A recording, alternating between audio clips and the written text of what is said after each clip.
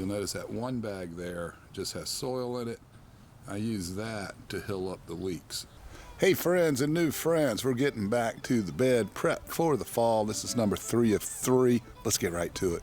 Now we're in the west bed, west gardens. We got an herb platform over here, 2 raised beds back here, and we're dealing with allium. So not only is it bed prep, it's planting time. There you go.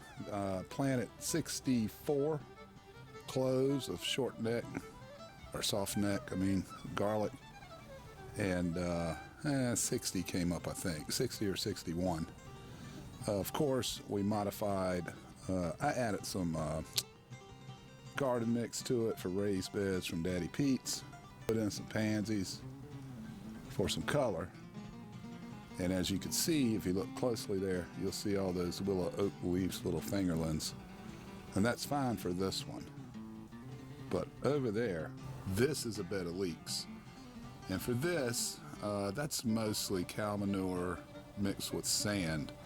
You're supposed to hill these up if you've never grown leeks. That way you get a nice long white stalk. But this one, we got the chicken wire on, of course, keep the squirrels out and whatnot, the chickens. And also put a skirt on it so I can cover it up so it doesn't get completely full of leaves, because these are virgin, grown from seed, and they need more protection. Now this is a bag system, but it's more or less a raised bed full of leeks, although there's some cutting celery in there and some green onion. You'll notice that one bag there just has soil in it. I use that to hill up the leeks. So these leeks and the previous leeks, they'll be ready about April or so. And as promised, we're going to update you on the north and the east, and that will be it for the series. So let's take a look at what's going on in this north bed now.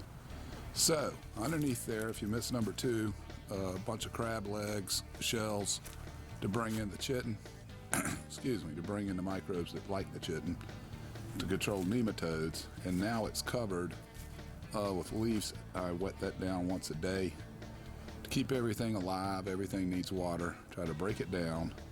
But also I have scattered both here and in the back bed where the beans will go more red clover.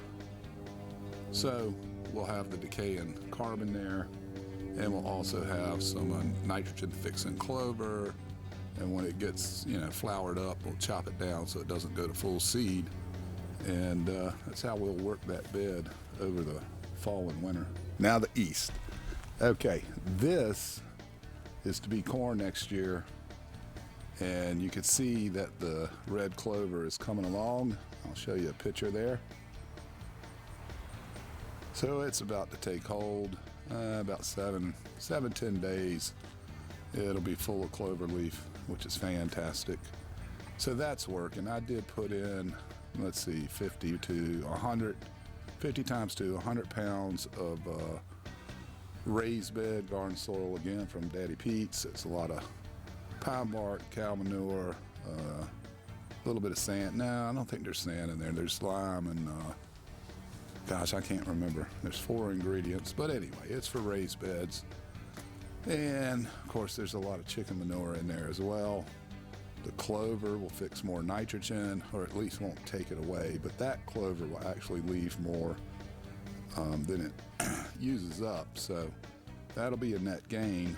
And then of course corn needs a lot of nitrogen, so that's why we're doing that. And we'll probably be able to get about 45 stalks in there in about April 20th or so. Well, that's it. It's chicken time again. There they are, roosting up.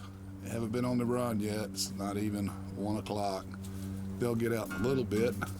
Of course, they would run around all day. However, I can't stay out here all day. I need to keep them out of my gardens, if you know what I mean. If you're new here, please subscribe and check out the series. And Merry Christmas now. We're past Thanksgiving. Merry Christmas.